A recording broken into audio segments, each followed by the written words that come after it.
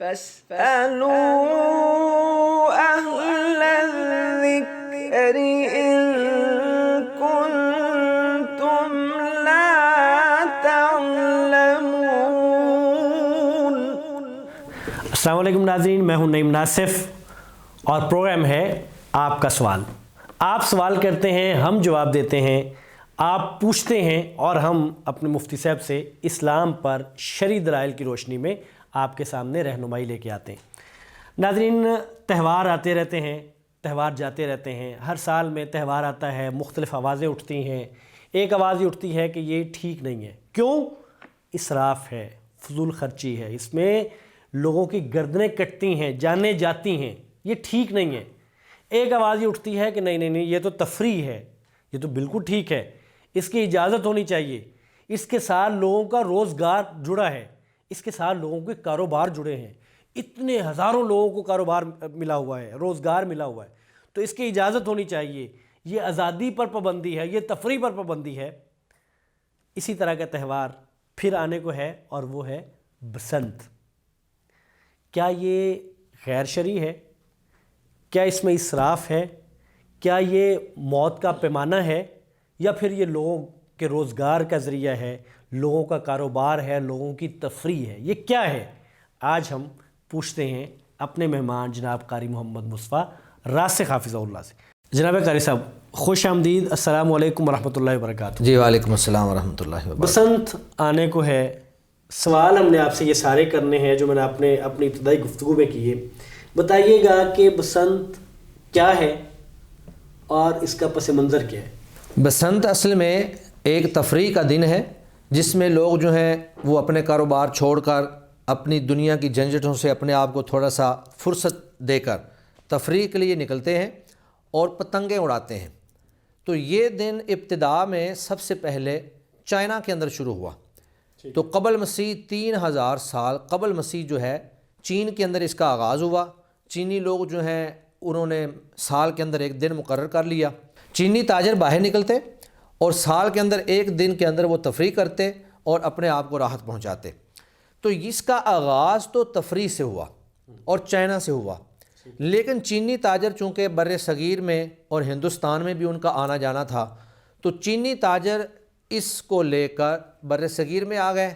یہاں پہ آ کر انہوں نے اپنی پتنگیں بھی بیچنا شروع کی، اپنے دھاگے بھی بیچنا شروع کیے، تو گویا کہ انہوں نے اس کو ایک تجارت کا ذریعہ بنا لیا۔ تو یہ تفریح کا دن چائنا سے نکلا اور بر صغیر میں پہنچ گیا۔ جب بر صغیر میں آ گیا تو وہاں پہ پھر ہندوؤں نے ایک موقع وہ بھی آیا کہ ہندوؤں نے اس کو اپنا مذہبی تہوار بھی بنا لیا۔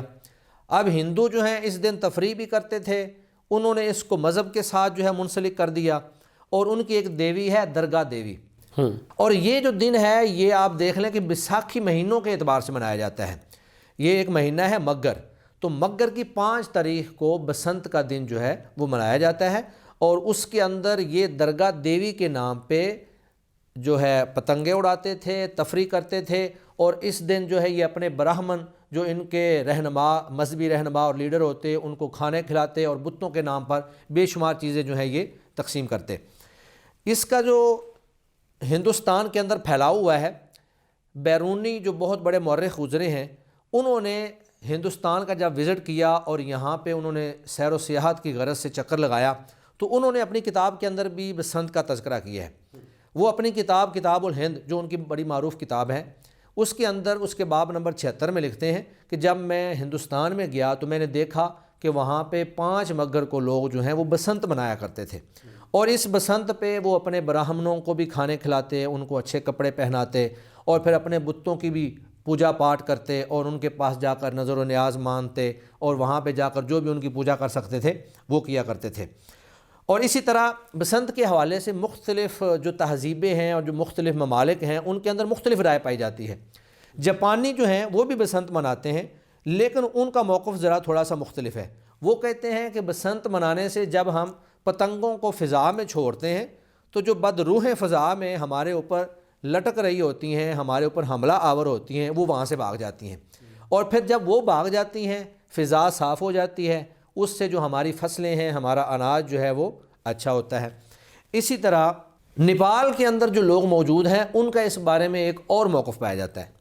وہ کہتے ہیں کہ جب ہم بسنت مناتے ہیں، پتنگیں اڑاتے ہیں، تو ہمارے جو دیوتا ہیں وہ ہم پر خوش ہو جاتے ہیں اور پھر بارش زیادہ ہوتی ہے جس سے اناج اچھا اگتا ہے اور ہمارا جو کاروبار ہے وہ چل جاتا ہے.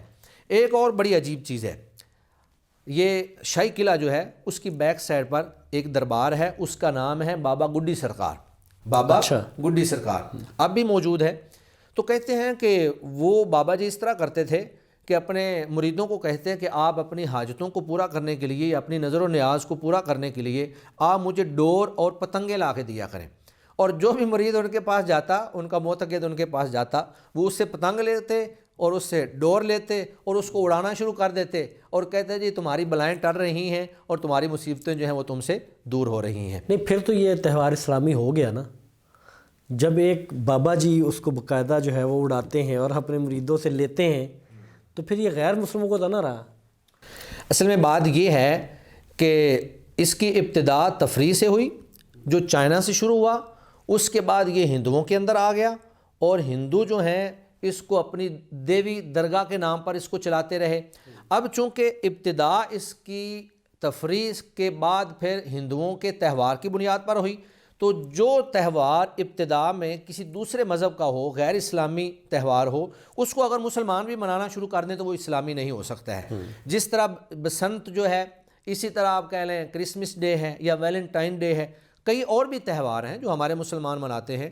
اور پھر اس طرح برتھ ڈے مناتے ہیں، مدر ڈے مناتے ہیں، فادر ڈے مناتے ہیں. یہ سارے تہوار جو ہیں یہ غیر اسلامی ہیں اور اسلام کے اندر ان کا کوئی وجود نہیں ہے، لیکن ہم مسلمان دیکھتے ہیں بے شمار مسلمان یہ منا رہے ہیں. تو کسی مسلمان کا کسی تہوار کو منا لینا یا کسی بزرگ ہستی کا کسی تہوار کو منا لینا، یہ اس بات کی ہرگز دلیل نہیں ہے کہ اب وہ اسلامی ہو گیا ہے. ایک بات تو یہ ہے. دوسری بات یہ ہے کہ بابا گڈی سرکار جو منا رہے تھے، یہ ایک ہمارے ہاں ہمارے معاشرے کے اندر خاص طور پہ جو شرک کا شائبہ پایا جاتا ہے اور بڑے بڑے دعوے کیے جاتے ہیں، یہ ہم لوگوں کو بخشوا لیں گے اور ان کو جنت کے سرٹیفکیٹ دے دیں گے. نعوذ باللہ، یہ ایسا دعویٰ ہے جو انبیاء بھی نہیں کیا کرتے تھے. پیارے نبی صلی اللہ علیہ وآلہ وسلم نے بھی اپنے خاندان کے جو نمایاں لوگ تھے ان کو بلایا اور ان کو کہا کہ اپنے آپ کو جہنم کی آگ سے بچا لو، میں کل قیامت کے دن تمہارے کسی کام نہیں آ سکوں گا. حتیٰ کہ اپنی لخت جگر سیدہ فاطمہ رضی اللہ تعالی عنہا کو کہا کہ انقذی نفسک من النار فانی لا اغنی عنک من اللہ شیئا. اے میری پیاری بیٹی، دنیا کا جو کچھ میرے پاس ہے یا جو تو لینا چاہتی ہے وہ مجھ سے لے لے، لیکن کل قیامت کے دن میں تیرے کسی کام نہیں آ سکتا. تیرے اعمال اور تیری نیکیاں ہی تیرے کام آئیں گی. تو آج اگر کوئی شخص یہ کہے کہ کسی سے وہ پتنگ لے کر اڑائے اور یا کسی سے بکرا لے کر جو ہے وہ ذبح کر کے کھا جائے یا کسی سے مرغ لے کر اس بات کا دعویٰ کرے کہ میں آپ کی بلائیں جو ہیں وہ ٹال دیتا ہوں، آپ کے اوپر آنے والی مصیبتوں کو ٹال دیتا ہوں، تو نفع اور نقصان کی مالک صرف اللہ کی ذات ہے. نفع اگر کسی کو پہنچ سکتا ہے تو وہ صرف اللہ رب العزت پہنچا سکتے ہیں، نقصان اگر کسی کو پہنچ سکتا ہے تو وہ بھی اللہ رب العزت پہنچا سکتے ہیں. معروف حدیث ہے، اللہ کے نبی صلی اللہ علیہ وسلم نے فرمایا کہ اگر سارے انسان اور سارے جن، اور پھر یہ نہیں کہ عصر حاضر کے پہلے اور پچھلے سارے مل کر اس بات پر اتفاق کر لیں کہ وہ آپ کو نفع پہنچائیں گے، ما ينفعک الا ما قد کتب اللہ لک، وہ آپ کو تھوڑا سا بھی نفع نہیں دے سکتے مگر جو اللہ نے آپ کے مقدر میں لکھ دیا ہے. اور اگر وہ اس بات پر اتفاق کر لیں کہ وہ آپ کو تکلیف اور نقصان پہنچائیں گے تو وہ آپ کو ذرہ برابر بھی نقصان نہیں پہنچا سکتے. آپ کہہ سکتے ہیں کہ وہ آپ کا بال بھی بیکا نہیں کر سکتے الا یہ کہ اللہ تعالیٰ نے آپ کے مقدر میں نقصان لکھ دیا ہو. تو یہ تہوار جو ہے آغاز تفریح سے ہوا، اس کے بعد پھر یہ ہندوؤں نے اس کو باقاعدہ اپنے مذہب کا حصہ بنا لیا اور پھر یہ جاپانی اور نیپالی لوگ بھی اس کو مختلف موقف رکھ کر اور مختلف عقائد رکھ کر مناتے ہیں. لہٰذا اس کو بابا گڈی سرکار کے منانے سے اس کو اسلامی تہوار نہیں کہا جا سکتا ہے. اچھا شیخ، اس کا حقیقت رائے سے کیا تعلق ہے؟ وہ واقعہ کیا ہے؟ جی، حقیقت رائے وہ ہندو نوجوان ہے کہ جو سیال کوٹ کے ایک کھتری کا بیٹا تھا، تو اس کا اپنے سکول میں چند مسلمان نوجوانوں کے ساتھ جھگڑا ہو گیا. تو اس نے جھگڑے کے دوران نبی مکرم صلی اللہ علیہ وآلہ وسلم کی شان میں گستاخی کی، اسی طرح سیدہ فاطمہ رضی اللہ تعالی عنہا کی شان میں بھی گستاخی کی. تو جس پر مسلمان جو ہیں وہ مشتعل ہو گئے. مسلمانوں نے پولیس کو ٹیلی فون کر دیا، پولیس نے آ کر اس کو گرفتار کر لیا اور اس کا جو مقدمہ ہے وہ لاہور کی عدالت میں بھیج دیا گیا. لاہور میں اس وقت زکریا خان گورنر تھے اور یہ مسلمان تھے، تو ہندوؤں نے بڑی کوشش کی کہ کسی طرح جو ہے اس کو چھوڑ دیا جائے اور اس کو سزا نہ دی جائے، لیکن زکریا خان جو ہیں وہ اپنی بات پہ ڈٹ گئے۔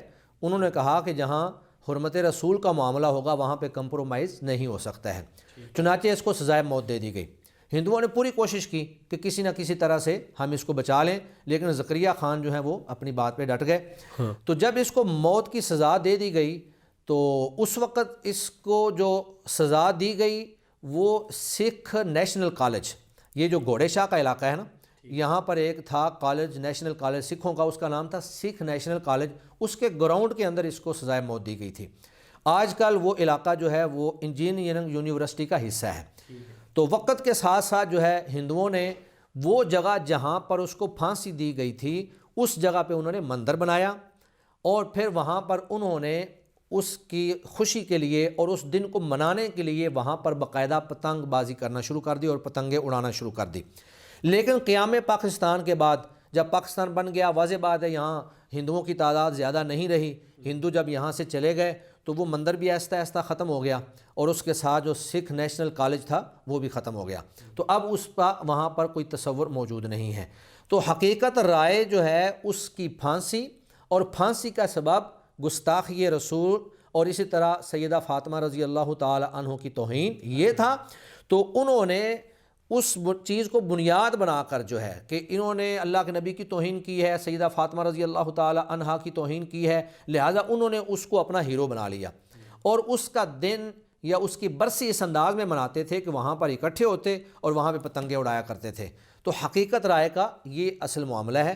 اب یہ دیکھیں ہمارے مسلمانوں کے لیے کتنے افسوس کی بات ہے، جہاں اور کئی اسباب کی وجہ سے ہم اس تہوار کو منانے سے منع کرتے ہیں یا اس کو ناجائز اور حرام قرار دیتے ہیں، وہاں ہمیں یہ بھی یاد رکھنا چاہیے کہ اس تہوار کے پس منظر میں رسول اللہ کی گستاخی، رسالت کی گستاخی، سیدہ فاطمہ رضی اللہ تعالی عنہا کی گستاخی بھی اس میں شامل ہے، اور اگر ہم اس کے باوجود اس کو مناتے ہیں تفریح کے نام پر یا اس کو تہوار کے نام پر جیسے بھی مناتے ہیں، تو پھر نعوذ باللہ ہمارے ایمان کے اندر کمزوری ہے۔ ہمیں اپنے ایمان کا محاسبہ کرنا چاہیے کہ جس شخص کے نام پر یہ تہوار منایا جاتا ہے وہ تو گستاخ رسول تھا، وہ تو اللہ کے نبی کی بیٹی کا گستاخ تھا، وہ تو صحابہ کا گستاخ تھا، تو اگر ہم پھر بھی منائیں تو یہ گویا کہ ہمارا شمار جو ہے گستاخان رسالت کے اندر لکھ دیا جائے گا، اور ہم ان لوگوں کے صف میں شامل ہو جائیں گے جو کہ رسول اللہ صلی اللہ علیہ وسلم کے گستاخ ہیں۔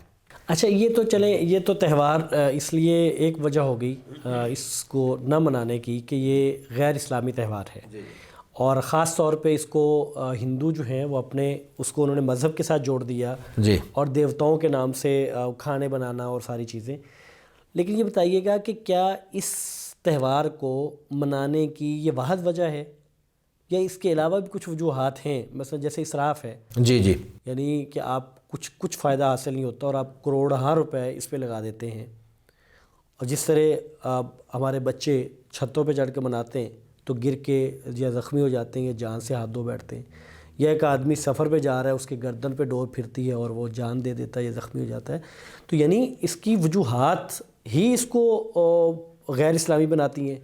اس کے غیر اسلامی ہونے کی بڑی وجہ تو یہ ہے کہ یہ ایک ہندو تہوار ہے، ٹھیک ہے، اور جب ہم اس تہوار کو منائیں گے تو گویا کہ ہم ہندوؤں کی مشابہت اختیار کر رہے ہیں، اور پیارے نبی صلی اللہ علیہ وآلہ وسلم نے کسی بھی قوم کی مشابہت سے سختی سے منع فرمایا ہے۔ اللہ کے نبی صلی اللہ علیہ وسلم نے فرمایا کہ من تشبہ بقوم فہو منہم، جو کسی قوم کی مشابہت اختیار کرتا ہے وہ انہی میں سے ہو جاتا ہے۔ اور پھر دوسری روایت میں اللہ کے نبی صلی اللہ علیہ وسلم نے فرمایا کہ المرء مع من احب، کہ آپ جس قوم کے ساتھ یا جس شخص کے ساتھ آپ محبت کریں گے کل قیامت کے دن آپ کو اسی کے ساتھ کھڑا کیا جائے گا۔ تو یہ ایک پہلی بڑی وجہ ہے کہ یہ ہندو تہوار ہے، اور وہ باقاعدہ اس کو دیوتوں اور دیوتاؤں اور اپنی دیویوں کے نام پر اس کو مناتے ہیں۔ دوسری اس کی بڑی وجہ یہ ہے کہ اس کے اندر بے حیائی بھی پائی جاتی ہے، اور اسلام جو ہے وہ ہمیں عفت و عصمت، پاک دامنی اور حیا کا حکم دیتا ہے، اور لوگوں کے اندر بے حیائی کے فروغ کو سختی سے منع کرتا ہے۔ یعنی اس میں اختلاط ہے، مرد و زن کا اختلاط ہے۔ میں نے اپنی آنکھوں سے لاہور کے اندر دوران تعلیم، آج کل تو خیر نہیں ہو رہا ہے، لیکن میں نے اپنی آنکھوں سے دیکھا ہے کہ عورتیں اور مرد جو ہیں اکٹھے پارکوں کے اندر کھڑے ہیں، انہوں نے ایسا لباس زیب تن کیا ہوا ہے جو کہ بالکل غیر مناسب ہے، اس کے اندر پردہ نہیں ہے، اور پھر جب بھی کوئی پتنگ کٹتی ہے تو زور سے آواز لگائیں گے، بو کاٹا یا جو بھی ان کے پاس مختلف قسم کے آلات ہوتے ہیں، گانے بجانے والے آلات ہیں، اس کے اندر شور مچائیں گے اور بہت اونچی اونچی آوازیں لگائیں گے۔ تو ایک تو اس کے اندر بے حیائی پائی جاتی ہے۔ اسی طرح اس کے منع ہونے کا اور حرام ہونے کی ایک وجہ یہ بھی ہے کہ اس کے اندر جانی نقصان بہت زیادہ ہے۔ بے شمار نوجوان، بے شمار بچے اور خواتین جو ہیں وہ ڈور پھرنے کی وجہ سے، بعض کی گردن پوری ہی کٹ گئی، بعض کے ہاتھوں پہ جو ہے وہ ڈور پھری، اور بعض جو ہیں وہ جان کی بازی ہار بیٹھے، چھت سے گر گئے، چھت سے گر اڑاتے گئے، ہوئے، ہاں جی چھت سے گر گئے، یا پتنگ پکڑتے ہوئے جو ہے وہ کسی گاڑی کے نیچے آ گئے۔ اس طرح بے شمار حادثات ہوئے ہیں۔ اور میرے سامنے وہ ایک تصویر اب بھی میرے سامنے آ رہی ہے کہ اخبار میں ایک تصویر تھی کہ ایک آدمی نے اپنی بیٹی، چھوٹی سی بیٹی تھی اس کو، کوئی 2-3 سال کی، موٹر سائیکل پہ اس نے آگے بٹھایا ہوا ہے، اور یکدم ڈور اتنی تیزی سے پھری کہ اس بچی کا پورا جو گلا ہے وہ کٹ گیا۔ اب وہ بندہ جو ہے گلا کٹا ہوا ہے، اس کی بیٹی لہو لہان ہے، اور اپنی بیٹی کو اٹھا کے رو رہا ہے کہ میں اپنے خون کو کس ہاتھ پہ تلاش کروں۔ تو یہ اس طرح کے بے شمار واقعات ہوئے ہیں اور یہ اخبارات کی زینت بنتے رہے ہیں۔ اس میں جو ایک بڑا نقصان یہ بھی ہوتا رہا کہ بجلی کے بہت ساری تنصیبات جو ہیں وہ ان ڈوروں کی وجہ سے، پتنگوں کی وجہ سے بے شمار گرڈ جو ہیں وہ جل گئے، بے شمار ٹرانسفارمر جو ہیں وہ جل گئے، واپڈا کا کروڑوں اور اربوں کا نقصان ہو گیا۔ یہ سارے اعداد و شمار اخبارات کے اندر اس وقت آتے رہے ہیں۔ تو اسی طرح کبھی بجلی آ رہی ہے، کبھی بجلی جا رہی ہے، تو یہ بھی ایک معاشی نقصان جو ہے یہ بھی اس کے حرام ہونے کا اور اس کے ناجائز ہونے کا ایک بڑا سبب ہے۔ اسی طرح اس کے اندر فضول خرچی پائی جاتی ہے، یعنی آپ فضول کام کے اندر لاکھوں روپے خرچ کر رہے ہیں۔ یہ لوگ جب پتنگ اڑاتے ہیں تو مہنگی مہنگی پتنگیں، اور پھر اس کے اندر بڑی مہنگی ڈوریں استعمال کرتے ہیں۔ پھر ڈوروں کے اندر بعض ڈوریں ایسی ہوتی ہیں کہ جن میں کیمیکل لگا ہوتا ہے، وہ جو ہی آپ کے ہاتھ کے اوپر پھرے گی تو فوراً آپ کا ہاتھ جو ہے وہ کاٹ کے رکھ دے گی۔ مقصد یہ ہوتا ہے کہ وہ دوسری پتنگ کو کاٹ دے، دوسری پتنگ کو کاٹ دے۔ اور پھر بعض تو اس طرح کرتے ہیں کہ وہ باقاعدہ تانبے کی جو تار ہے نا، ڈور، وہ استعمال کرتے ہیں۔ تو جب وہ تانبے کی تار استعمال کی جاتی ہے تو وہ جہاں بھی واپڈا کی لائنوں کے اوپر گرے گی تو وہاں پہ فوراً دھماکہ ہوگا اور واپڈا کا نقصان ہو جائے گا۔ تو یہ جو جانی نقصان، مالی نقصان، بے حیائی، اور پھر اس طرح موسیقی ہے، موسیقی لوگ لگاتے ہیں، ساتھ گانے چل رہے ہوتے ہیں، ساتھ پتنگیں اڑ رہی ہوتی ہیں۔ اور پھر سب سے بڑی بات یہ ہے کہ یہ لوگ جب اپنی مستی کے اندر مست ہوتے ہیں اور یہ تفریح کر رہے ہوتے ہیں تو ان کو کسی دوسرے مسلمان بھائی کا یا اپنے ہمسایوں کا کوئی خیال نہیں ہوتا ہے۔ اگر یہ چھت پہ کھڑے ہیں تو وہاں پر انہوں نے ڈیک بھی لگایا ہوتا ہے فل آواز سے، اور باجے بھی بجائے جا رہے ہوتے ہیں، اور پھر خاص طور پہ جب کوئی پتنگ کاٹتے ہیں تو اس وقت ان کا شور اور ان کا جو طوفان بدتمیزی ہے وہ دیکھنے کے قابل ہوتا ہے۔ تو وہاں پر راتوں کو بھی، یہ صرف دن کو ہی نہیں، راتوں کو بھی یہ شور جاری رہتا ہے، ہمسائے پریشان ہوتے ہیں، دیگر مسلمان جو ہیں وہ پریشان ہوتے ہیں۔ تو اسلام تو ہمیں اپنے ہمسایوں کا، دیگر مسلمان بھائیوں کا خیال رکھنے کا حکم دیتا ہے۔ اللہ کے نبی صلی اللہ علیہ وسلم نے فرمایا، المسلم من سلم المسلمون من لسانہ ویدہ، مسلمان وہ ہے جس کے ہاتھ اور جس کی زبان سے دوسرے مسلمان جو ہیں وہ محفوظ رہیں۔ تو یہ سارے وہ نکات ہیں اور یہ سارے وہ اسباب ہیں۔ مثلا بے حیائی کا فروغ ہے، کفار کے ساتھ مشابہت ہے، معاشی نقصان ہے، جانی نقصان ہے، فضول خرچی ہے، اور دوسرے مسلمان بھائیوں کے حقوق کی حق تلفی ہے، ان کو اذیت ہے، ان کو تکلیف ہے۔ تو جہاں پر یہ غیر اسلامی تہوار ہے اس کے ساتھ ساتھ یہ سارے اسباب بھی اس کو حرام اور ناجائز قرار دینے کی وجہ بنتے ہیں۔ اس میں لڑائیاں ہوتی ہیں جی۔ پتنگ مقابلے میں تو جو ہوتی ہیں سو ہوتی ہیں، جو جب پتنگیں کٹتی ہیں تو جو لوگ ان کو لوٹنے والے ہیں وہ آپس میں لڑتے ہیں، ایک پتنگ کو پکڑنے کے لیے ایک دوسرے کے اوپر گرتے ہیں، وہ پکڑتا ہے میں نے پہلے پکڑی تھی، وہ کہتا ہے میں نے پکڑی، لڑائیاں ہو گئیں۔ لیکن اس ساری صورتحال میں ہم دیکھتے یہ ہیں کہ اس میں خوش آئند بات یہ ہے کہ اس پہ ایک عرصے سے حکومت نے پابندی لگائی ہوئی ہے۔ جی، حکومت کی پابندی کا جو فیصلہ ہے بہت اچھا ہے، اس کی ہم تائید کرتے ہیں۔ حکومت نے پابندی اس وقت لگائی تھی کہ جب یہ حادثات بڑھتے چلے جا رہے تھے، آئے روز جو ہے کوئی بچہ جو ہے وہ موت کا شکار ہو رہا ہے، آئے روز کسی بچے کے گلے پہ ڈور پھر رہی ہے، آئے روز جو ہے وہ واپڈا کا نقصان ہو رہا ہے۔ تو واپڈا نے بھی یہی کمپلین کی کہ اگر آپ لوگ اس پہ پابندی نہیں لگاتے ہیں تو ہمارا سسٹم ایسا نہیں ہے کہ وہ لاہور کو یا بڑے شہروں کو جو ہے بجلی سپلائی کر سکے، ہم اس کو افورڈ نہیں کر سکتے ہیں۔ تو حکومت نے ان دونوں چیزوں کو سامنے رکھ کر پابندی لگا دی، اور بڑی اچھی بات ہے کہ آج تک یہ پابندی قائم ہے، اللہ کرے یہ ایسے ہی قائم رہے۔ ہاں یہ بات صحیح ہے آپ کی کہ اس کے پیش اسلام یعنی حکومت کے پیش نظر اسلام یہاں بھی نہیں تھا، بدقسمتی سے۔ جی جی یعنی یہ حادثات تو تھے، جی یعنی آج بھی ان کی طرف سے میں پچھلے کئی سالوں سے دیکھ رہا ہوں کہ وہ ہمیشہ وہ جو ان کی آرگنائزیشن بنی ہوئی ہے، یہ جو پتنگ بازی کرتے ہیں ان کی، تو ان کو یہ ہر سال آفر کرتے ہیں کہ بھئی ہم آپ کو کھلا میدان دے دیتے ہیں، شہر سے باہر نکل کے وہاں آپ اڑا لیں جا کے۔ تو گویا کہ ان کے پیش نظر وہ جو اسراف ہے، وہ جو موسیقی ہے، وہ جو اختلاط ہے، تو یہ ساری چیزیں یہ نہیں ہیں، بلکہ ان کے نزدیک اپنا معاشی نقصان ہے اور ان کے نزدیک جانی نقصان ہے۔ تو یہ دو نقصان ہیں جن پر مجھے یوں لگتا ہے کہ حکومت نے فیصلہ لیا ہے۔ جی، بڑے افسوس کی بات یہی ہے کہ ہماری حکومت نے کبھی ایسا دین کے بارے میں سوچا ہی نہیں ہے، بلکہ حکومت کی تو کوشش یہی ہوتی ہے کہ جو دیندار طبقہ ہے اس کو سائڈ پہ لگا دیا جائے، نکر پہ لگا دیا جائے، اور جو اس طرح کے لبرل قسم کے اور سیکولر قسم کے لوگ ہیں ان کو اور زیادہ پروموٹ کیا جائے، اور ہر طرح کی ان کو سیکورٹی مہیا کی جائے اور ان کو زیادہ سے زیادہ فروغ دیا جائے۔ تو اگر یہ حکومت نے پابندی لگائی ہے تو آپ کی بات ٹھیک ہے، میں اس سے 100% اتفاق کرتا ہوں کہ انہوں نے اپنے معاشی نقصان کی بنیاد پر یا یہ جانی نقصان ہو رہا تھا اس بنیاد پر لگائی ہے، نہ کہ اس وجہ سے کہ یہ غیر اسلامی تہوار ہے۔ بہت شکریہ شیخ، اللہ تعالیٰ آپ کو برکت سے نوازے۔ ناظرین، اسلام میں تفریح موجود ہے، تفریح کا تصور موجود ہے۔ اسلام کھیلوں کے خلاف نہیں ہے، اسلام خوشی کے خلاف نہیں ہے، اسلام گیدرنگ کے خلاف نہیں ہے، لیکن اسلام یہ چاہتا ہے کہ جو تفریح ہو، جو کھیل ہو، وہ با مقصد ہونی چاہیے۔ اس سے ایک مجھے یا کسی مسلمان جو کھیلنے والا ہے، جو تفریح حاصل کرنے والا ہے، اس کو اس سے فائدہ ہونا چاہیے۔ فائدہ کیسا؟ میں جسمانی طور پہ مضبوط ہوں، تفریح ایسی ہو کہ میں وہ تفریح حاصل کروں تو مجھے میری صلاحیتوں میں اضافہ ہو، میں جسمانی طور پہ مضبوط ہوتا ہوں۔ میں کھیل کھیلوں تو ایسا کھیل کھیلوں کہ جو مسلمانوں کو فائدہ دینے والا ہو، میری صلاحیتیں جس سے بڑھیں۔ تو اسلام ایسے کھیل، ایسی تفریح کا بالکل مخالف نہیں ہے۔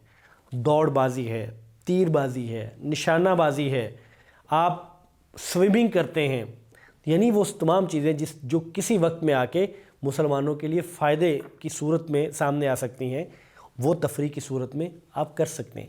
اسلام تفریح کی وہ تمام چیزیں جو مسلمانوں کو تکلیف دینے والی ہیں، مسلمانوں کو نقصان دینے والی ہیں، میری اپنی ذات کو نقصان دینے والی ہیں، یا مسلمانوں میں فحاشی، عریانی اور برائی کو پیدا کرنے والی ہیں، اور وہ تمام چیزیں جن سے اسلام نے منع کیا ہے، وہ ایک مسلمان کے لیے، وہ تمام مسلمانوں کے لیے، وہ انسانیت کے لیے نقصان دہ ہیں۔ میرا ایمان یہ ہے، میرا عقیدہ یہ ہے، اور جن چیزوں کی اجازت دی ہے وہ نفع مند ہے، وہ فائدہ مند ہے۔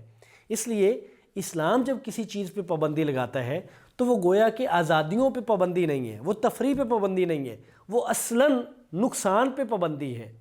اور اسلام جب اجازت دیتا ہے تو وہ مادر پدر آزادی نہیں ہوتی۔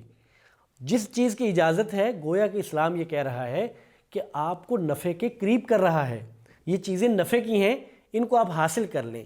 تو اس لیے بسنت ہو یا دیگر تہوار، اسلام کا تصور یہ ہے کہ وہ تہوار جن میں اسراف ہوگا، وہ تہوار جن میں مشابہت ہوگی، وہ تہوار جن میں موسیقی ہوگی، وہ تہوار جن میں اختلاط ہوگا، جس میں بے حیائی ہوگی، جس میں جانوں کا گنوانا ہوگا، جس میں بچوں کے گلوں کا کٹنا ہوگا، وہ تہوار اسلام اس کی اجازت نہیں دیتا۔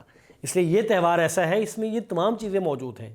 اس لیے بسنت کے تہوار کے آنے پر اس بات کا شور کرنا کہ جی یہ تو روزگار ہے، یہ تو تفریح ہے، یہ تو آزادی ہے، یہ تو خوشی ہے، یہ دیکھیں ہم باقی چیزوں کا ذکر کیوں نہیں کرتے کہ یہ تو خون بہانا ہے، یہ تو مال لوٹانا ہے، یہ تو عزتیں نیلام کرنا ہے، یہ تو فحاشی کو عام کرنا ہے۔ یہ چیزیں ہیں جس کی وجہ سے یہ تہوار منع ہے۔ تو یہ ایک مسلمان ہونے کے ناطے میرا اور آپ کا فرض ہے کہ ہم خود بھی نہ منائیں، اور جو منانے والے ہمارے بھائی ہیں ان کو بتائیں کہ اسلام کیا کہتا ہے، اخلاقیات کیا ہیں، اور اس میں کیا کیا چیزیں غیر اخلاقی ہیں، غیر شرعی ہیں، تاکہ وہ بھی اس سے باز رہ سکیں۔ میرا اور آپ کا یہی کام ہے، اور یہی وہ کام ہے جس کو امر بالمعروف اور نہی عن المنکر کہتے ہیں۔